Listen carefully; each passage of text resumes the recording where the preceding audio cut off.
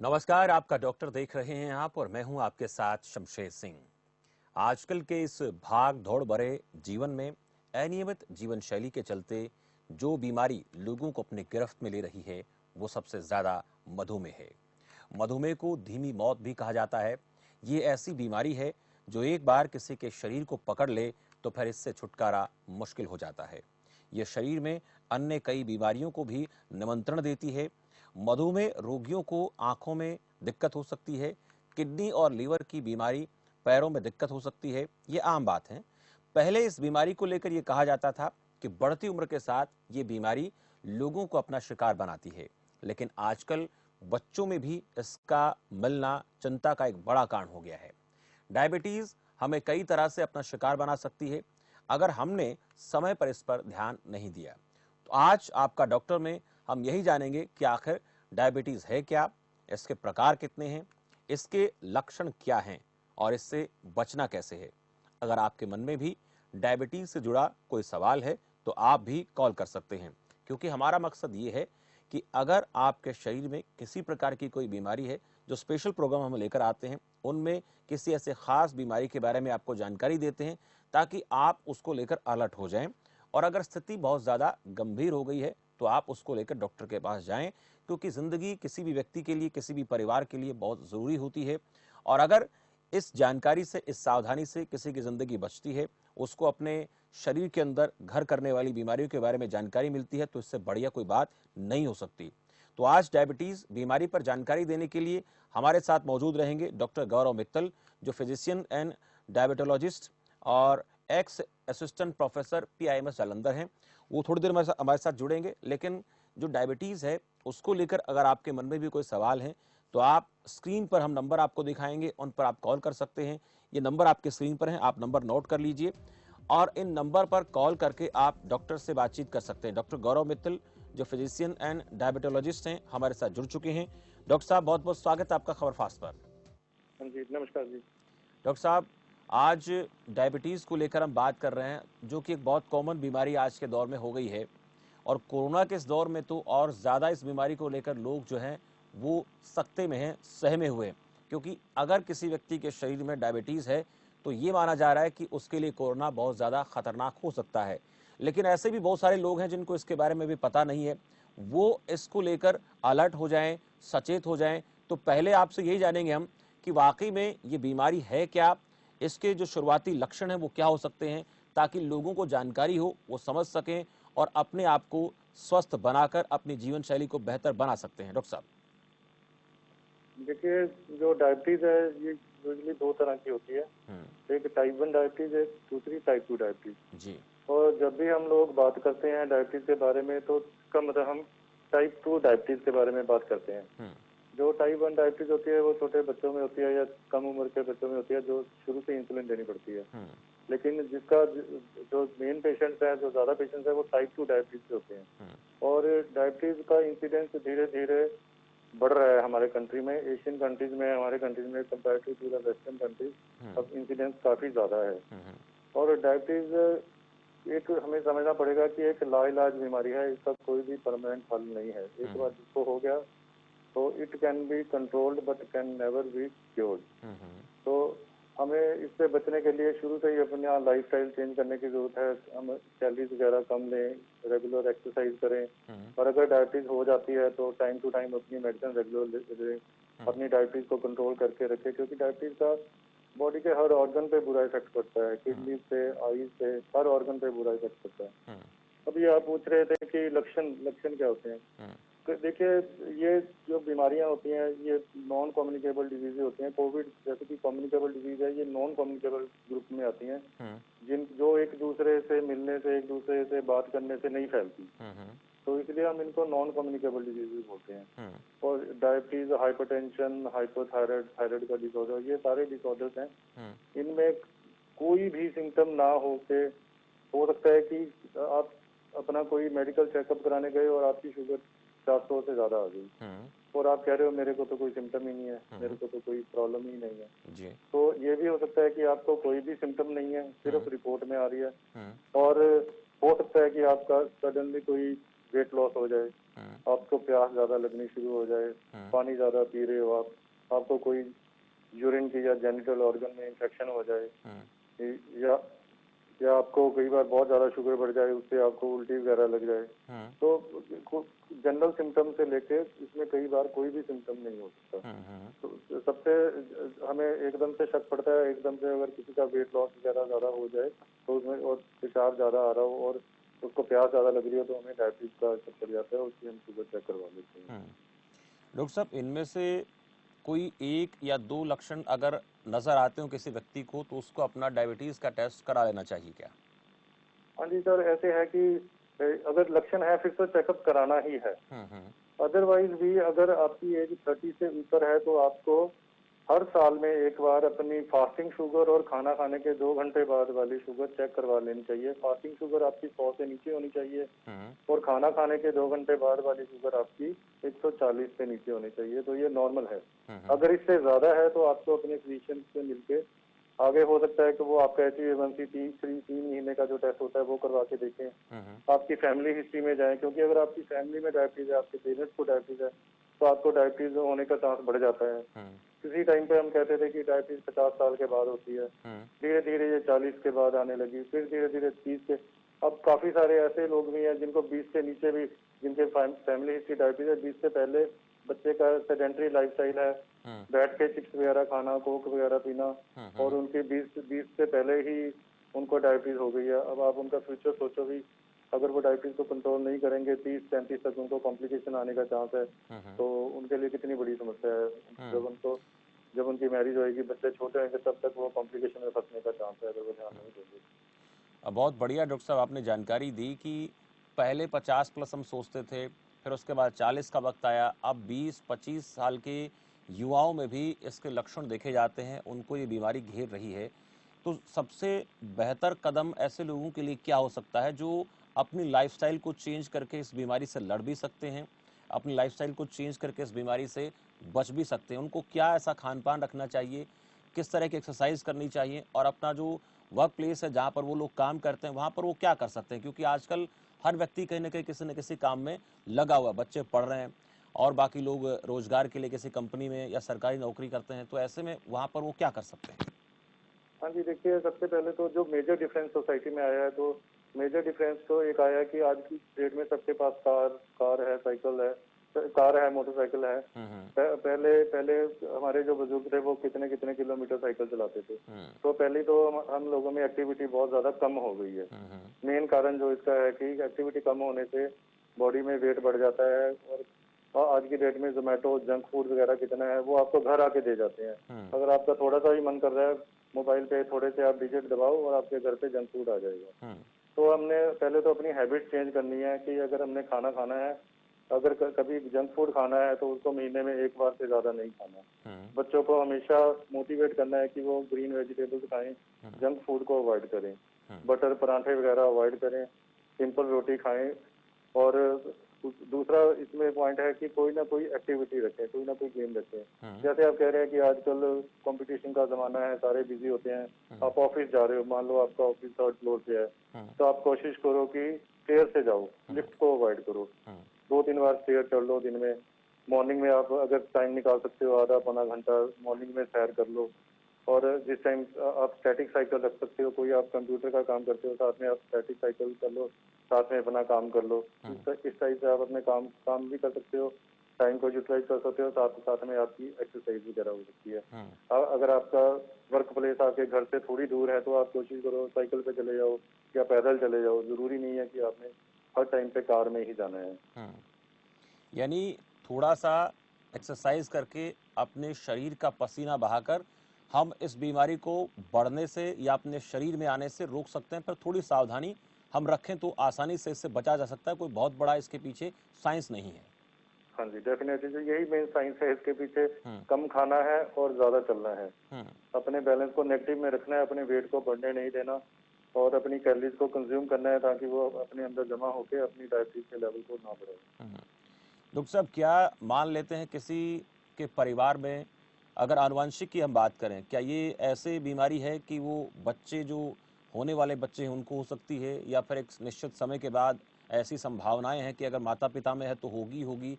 क्या ये चीज़ें इसको लेकर के कोई है इसके पीछे लॉजिक कोई? हाँ जी सर, इसका जेनेटिक लिंक है, डेफिनेटली इसका जेनेटिक लिंक है। जिनके सिंगल पेरेंट या पेरेंट्स को डायबिटीज है, उनके बच्चों को डायबिटीज होने का चांस ज्यादा है। ज्यादातर ये देखने में आया है, अगर पेरेंट्स को 50 की एज में डायबिटीज हुई है तो बच्चों को उससे 10 साल पहले, क्योंकि एडवांसमेंट होती रहती है, कंट्री डेवलप हो रहा है, जितना पेरेंट्स चलते थे बच्चे उससे कम चलते हैं, उनकी एक्टिविटी उससे कम होती है और फूड की एक्टिविटी भी उनसे बैड होती है। तो अगर मैंने देखा है ज्यादातर अगर किसी के पेरेंट्स को 50 की एज में डायबिटीज का ऑनसेट हुआ है तो उनके बच्चों को 40 में हो जाता है, अगर वो ध्यान नहीं रखते जी। कुछ ऐसे भी है कि उनको पता है कि मेरे फैमिली में डायबिटीज है, शुरू से ख्याल रखते हैं, एक्सरसाइज करते हैं, तो उनको कई बार नहीं भी होती। तो एक्सरसाइज वगैरह से डायबिटीज का ऑनसेट भी डिले होता है, और अगर डायबिटीज हो जाए ऑनसेट भी डिले होता है, नहीं है तो वो लेट हो जाएगी, अगर हो जाए तो उसको बढ़ने से भी रोकती है। दोनों तरफ से इसका फायदा है। इसका उपचार है कोई स्थायी, या फिर ये एक बार किसी को हो गई तो उसके बाद उसके लिए मुश्किल है ठीक होना, या इसको अगर होने के बाद शरीर में इस प्रकार के लक्षण आ गए या हो चुका है तो बहुत से ऐसे आपने चीज़ें बताई हैं उनसे रोका जा सकता है, कंट्रोल किया जा सकता है, या फिर ये लाइलाज है, इसका कोई इलाज किसी भी थेरेपी में नहीं है?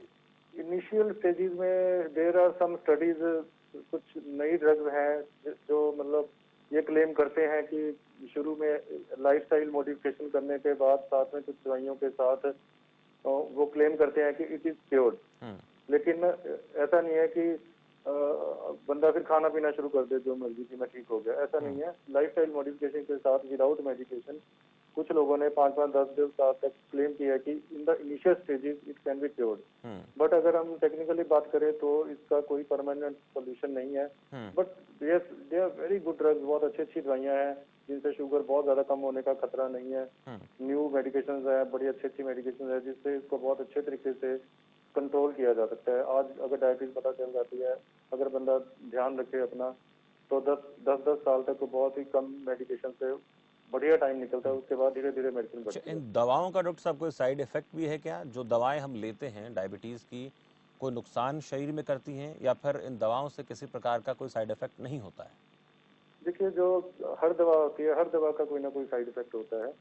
किसी दवा से आपको पेट की प्रॉब्लम हो सकती है, किसी दवा से कोई अगर स्ट्रॉन्ग मेडिसिन है उससे शुगर ज्यादा कम हो गया, आपको कोई चक्कर वगैरह आने का खतरा रहता है। तो we have to make the balance कि किस पेशेंट में कौन सी कितनी स्ट्रॉन्ग दवाई देनी है, किसमें कौन सा साइड इफेक्ट आ रहा है, उसी के लिए फिजिशियन बने होते हैं कि वो देखते हैं किस पेशेंट के लिए कौन सी मेडिसिन सेट है। तभी हम कहते हैं कि पहली चीज लाइफस्टाइल मॉडिफिकेशन है, ड्रग्स सेकंड नंबर पे आती हैं। और कुछ ड्रग्स जब किडनी की प्रॉब्लम हो गई तब नहीं दे सकते, तब हम कहते हैं कि इंसुलिन बेटर रहती है। डेफिनेटली हर मेडिसिन का कोई ना कोई साइड इफेक्ट होता है, तो उसका, लेकिन जब हम उनको यूज करते हैं उनका रिस्क बेनिफिट रेशियो देख के ही यूज करते हैं, ताकि टोटल में पेशेंट को बेनिफिट ही हो, नुकसान ना हो। लोग ऐसे भी हैं कि जो इसका टेस्ट कराने के बाद अपने तरीके से दवाएं लेना शुरू कर देते हैं, वो कितना खतरनाक हो सकता है? बिना डॉक्टर की सलाह के अगर इस बीमारी में दवाएं ली जाती हैं तो वो क्या गलत इफेक्ट डाल सकती हैं बॉडी पर? देखिए, मतलब ये लोग तो बहुत सारे लोग ऐसा काम करते हैं कि बिना किसी की सलाह के कोई भी केमिस्ट से मेडिसिन ले लेते हैं और कई कई सालों तक खाते रहते हैं। मैं यूजली ऐसे लोगों को मिलता हूँ, 10 साल से वो मेडिसिन खा रहे होते हैं। मेरे पास तब आते हैं जब उनकी स्वेलिंग आ गई है पैरों में, उनकी किडनी पे असर हो गया, और मैं कई बार बड़ा सरप्राइज होता हूँ। उनको आज तक ये भी नहीं पता होता कि हमने खाने पीने में क्या परहेज करना है। वो जूस वगैरह पी रहे होते हैं, मक्खन खा रहे होते हैं कि हमारी बॉडी में डायबिटीज से वीकनेस ना आ जाए। मीठा छोड़ रखा है लेकिन मक्खन खा रहे हैं। उनको ये नहीं, कैलोरीज का कंसेप्ट नहीं पता होता, और जब किडनी की प्रॉब्लम आ जाती है फिर वो डॉक्टर की अटेंशन सीख करते हैं। एक इसमें टेस्ट होता है HbA1c, जो 3 महीने की एवरेज बताता है आपका कितना है। वो 7 से नीचे होना चाहिए, अगर ये कंट्रोल में है तो 7 से नीचे रखना होता है। उन लोगों को ज्यादातर पता ही नहीं होता कि ऐसा भी कोई टेस्ट होता है। तो डेफिनेटली बड़ा नुकसान कर जाते हैं लोग। कई लोग तो इवन 5-5 साल में अपनी किडनी खराब कर लेते हैं। तो अभी मेरे पास, मैं अभी पेशेंट देख रहा था, 34 ईयर्स ओल्ड है। वो कह रहे हैं कि मेरे को 3-4 साल से डायबिटीज का पता चला है, 34 ईयर्स में उनकी किडनी में प्रॉब्लम आ गई है शुगर के साथ।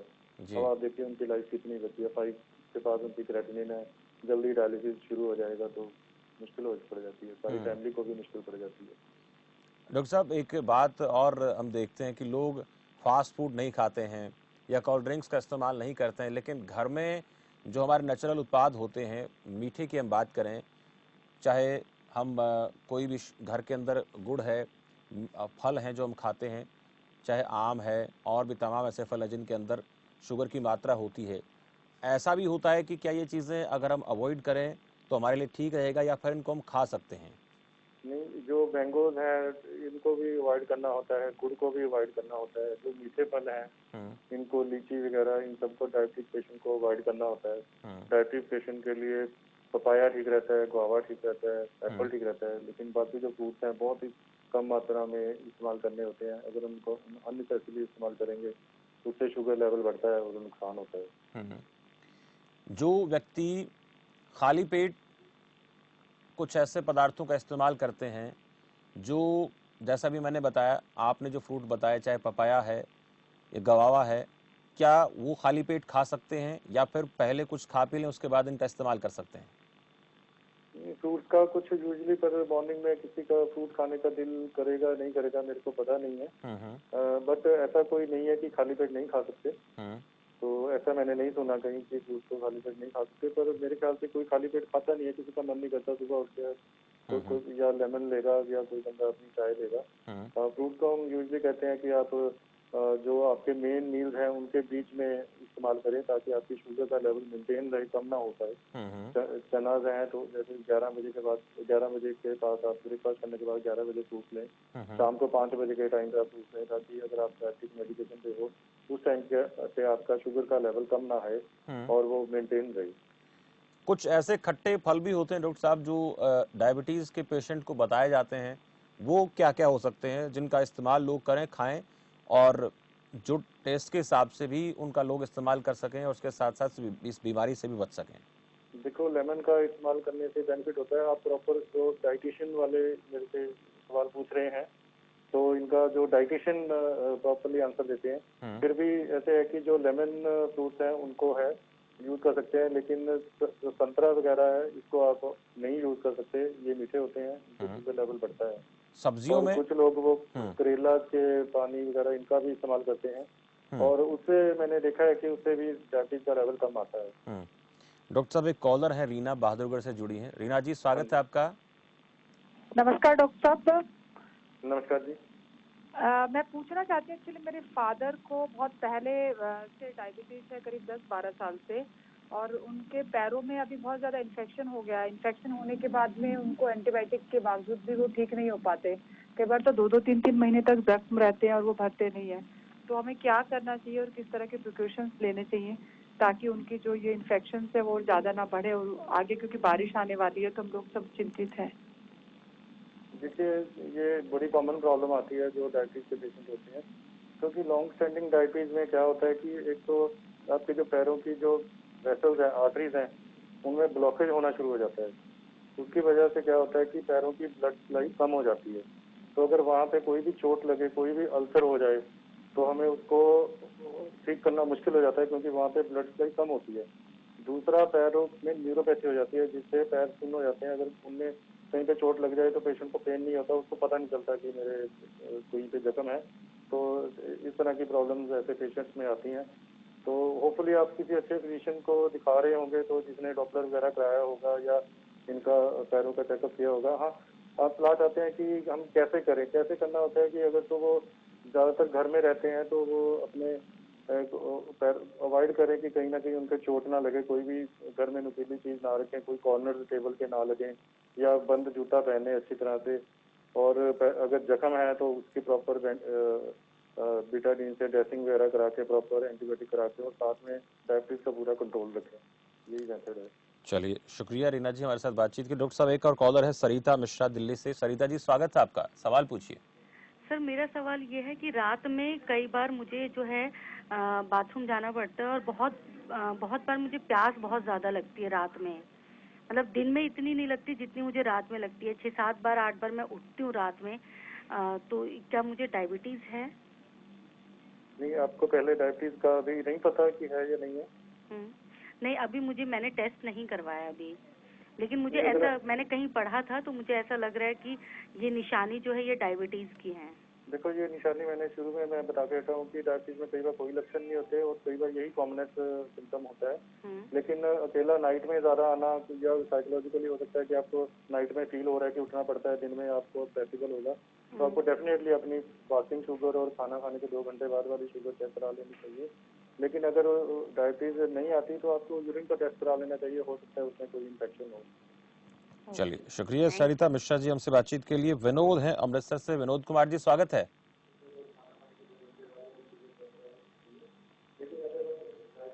विनोद कुमार जी, अपने टीवी सेट की आवाज आप कम करें, उसके बाद सवाल पूछें। हेलो जी विनोद जी, टीवी सेट की आवाज कम करें, सवाल पूछें। हेलो, सुन पा रहा हूं सर आपको। हेलो। चलिए, हाँ जी विनोद जी बोलिए, सुन पा रहे हैं। विनोद जी बोलिए, सुन पा रहे हैं आपको। हाँ, मैं विनोद मेरा नाम है जी। जी बोलिए। हाँ जी, मैं हेलो। विनोद कुमार जी, हाँ जी, आपसे बोलिए। गुजारिश है कि आप अपने हाँ जी, टीवी हाँ जी। सेट की आवाज कम करें, हेलो। फिर आप सवाल पूछें। हाँ जी, मैं अमृतसर से बोल रहा हूँ जी। हाँ जी, हाँ जी, मेरे को 25 साल से शुगर है। हाँ जी, हाँ जी। चलिए विनोद कुमार जी, धन्यवाद। आप अपने टीवी सेट की आवाज कम करें, उसके बाद फिर जुड़ें। सुखराम है कॉलर हमारे साथ। जी सुखराम जी, स्वागत है। नमस्कार जी। जी नमस्कार, बोलिए। श्रीमान जी, हमारे बहू जी है, उनको शुगर है, उनको पेशाब बार बार आता है, तो उनके पेशाब के क्या कारण, क्या करें इसके लिए? ठीक है। देखिए अगर शुगर है और पेशाब बार बार आता है, या तो शुगर का लेवल कंट्रोल में नहीं है, आप उसको चेक करवाइए और अपने कंसर्न डॉक्टर से मिलिए। अगर वो शुगर का लेवल नॉर्मल है तो आप पेशाब का टेस्ट करवाइए, तो उसमें इन्फेक्शन हो सकती है, इसकी वजह से बार बार आ सकता है। ठीक है सर। चलिए, शुक्रिया सुखराम जी हमसे बातचीत के लिए।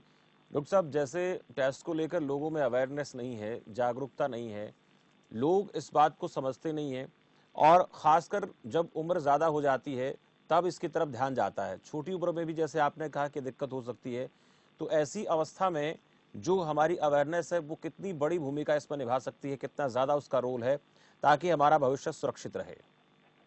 देखिए टेस्ट के लिए तो काफी ज्यादा अवेयर होने की जरूरत है, क्योंकि आज की डेट में टेस्ट तो कोई भी नहीं करवाना चाहता। ज्यादातर 90% लोग कहते हैं कि ऐसे ही दवाई लिख दीजिए, कोई बात नहीं, टेस्ट के क्यों पैसे खर्चने हैं। 10% लोग काफी ज्यादा अवेयर रहते हैं, वो खुद कहते हैं कि नहीं करवा के देख लीजिए, कोई बड़ी प्रॉब्लम तो नहीं है, कुछ ऐसे बोलने की जरूरत नहीं है। तो टेस्ट के लिए जैसे मैं भी हूँ, मैं अभी 40 साल का हूँ। मैं हर साल में अपने सारे टेस्ट देता हूँ। इस साल में एक बार सारे के सारे बॉडी के टेस्ट, इंक्लूडिंग HbA1c, डायबिटीज के लिए, फास्टिंग, बीपी, शुगर, सारे टेस्ट अपने देता हूँ। चेक करता हूँ कि कहीं पे कोई प्रॉब्लम तो नहीं है जी। तो मेरे मुताबिक 30 के बाद हर आदमी को साल में अपनी बॉडी का पूरा चेकअप करा लेना चाहिए जी। ताकि अगर कोई समस्या टाइम से पहले पता चल जाए तो उसका हल बेहतर वे में हो सकता है। सेम वे जैसे ये कोविड फैल रहा है, अगर कोविड जल्दी पता चल जाता है तो पेशेंट के बचने का चांस ज्यादा रहता है, रादर देन कि वो फाइनल टर्मिनल स्टेज पे आ जाए, जब उसको सांस नहीं आ रहा, दोनों तरफ निमोनिया हो गया, तब कोविड का टेस्ट लेंगे तो एक दिन बाद रिपोर्ट आएगी, तब तक पेशेंट ही चला जाता है। तो जल्दी डायग्नोज होने का बहुत फायदा रहता है। जी। सचिन एक कॉलर है डॉक्टर साहब आगरा से। सचिन, स्वागत है आपका। जी सर, एक्चुअली मेरी मम्मी को शुगर है करीबन 15 साल से। ठीक है। और सर कभी उनकी शुगर जो है डाउन नहीं होती है। जी सर। हाँ जी। नहीं, आप मेडिसिन से ले रहे हैं या इंसुलिन पे हैं? सर मेडिसिन ले रहे हैं अभी। तो देखिए यूजुअली मैं एक बात और बताना चाहता हूँ कि जो एवरेज पीरियड होता है कि 10 साल के बाद अगर ज्यादातर लोगों में इंसुलिन का लेवल इतना कम हो जाता है कि दवाइयाँ काम करना बंद कर देती हैं, तो पेशेंट को इंसुलिन पे डालना पड़ता है। और कई लोगों के मन में ये वहम है कि अगर इंसुलिन शुरू हो गई तो हमारा दी एंड है। ये गलत धारणा है बिल्कुल, बल्कि इंसुलिन ही बेस्ट है। तो अगर आप अपने फिजिशियन से मिलिए, अगर किसी भी दवाई से कंट्रोल में नहीं आ रही है तो आपको वो इंसुलिन पे डाल दें। सर अभी तक तो मतलब कंट्रोल में थी, मिनिमम 1-1.5 महीने से उनकी शुगर 250 से डाउन नहीं जा रही है। हाँ जी, फिर आपको वही 3 महीने की एवरेज करवा के आप अपने फिजिशियन से मिले तो यू में नीड इंसुलिन। वो डॉक्टर साहब हैं जिनको हम दिखा रहे हैं, उनका ये कहना है कि मतलब दवाइयाँ ही हैं, इसके बाद इंसुलिन है, इसके अलावा कोई इसका ट्रीटमेंट नहीं है। नहीं, इंसुलिन है, देन चले, शुक्रिया सचिन हमारे साथ जुड़ने के लिए। डॉक्टर साहब, आपका भी बहुत बहुत शुक्रिया, इस खास कार्यक्रम में जुड़कर आपने कई सारे लोगों के सवालों के जवाब भी दिए और ये है क्या डायबिटीज़, इसके बारे में भी जानकारी दी कि इससे कैसे हम बच सकते हैं, इसके स्टेजेस क्या हैं और समय रहते इसका हम कैसे इलाज करवा सकते हैं ताकि आने वाले कल को अपने हम बेहतर बना सकते हैं। लेकिन एक बात जो सबसे ज़रूरी है कि अगर आपको इस प्रकार के लक्षण नज़र आते हैं तो आप अपनी जांच ज़रूर कराएं। और डॉक्टर साहब ने ये भी कहा कि 30 साल की जो उम्र होती है उसके बाद अपने शरीर की सारी जांच हम करवाएं एक बार, क्योंकि ज़रूरी है आज के इस भाग दौड़ भरी ज़िंदगी में हम बहुत सी चीज़ें छोड़ रहे हैं। हमारी एक्सरसाइज हम नहीं कर पा रहे हैं, हमारा खान पान बदल गया है, हमारे काम करने के तौर तरीके बदल गए हैं। इसलिए बहुत ज़रूरी है कि हम एक बार अपने शरीर की जांच करवा लें और उसमें अगर कुछ निकल कर सामने आता है तो फिर दवा लें, अन्यथा अगर हम स्वस्थ हैं तो फिर हमें ज़्यादा चिंता करने की ज़रूरत नहीं है। लेकिन डायबिटीज़ को लेकर आपको एक बार फिर बता दें कि ये अगर हम कंट्रोल नहीं करते हैं तो और कई बीमारियों का कारण बन जाती है और उसके बाद हमारे लिए हमारा शरीर बहुत बड़ी चुनौती हो जाता है। तो आज के लिए इस खास चर्चा में इतना ही। मुझे दीजिए इजाज़त और आप देखते रहिए खबर फास्ट। नमस्कार।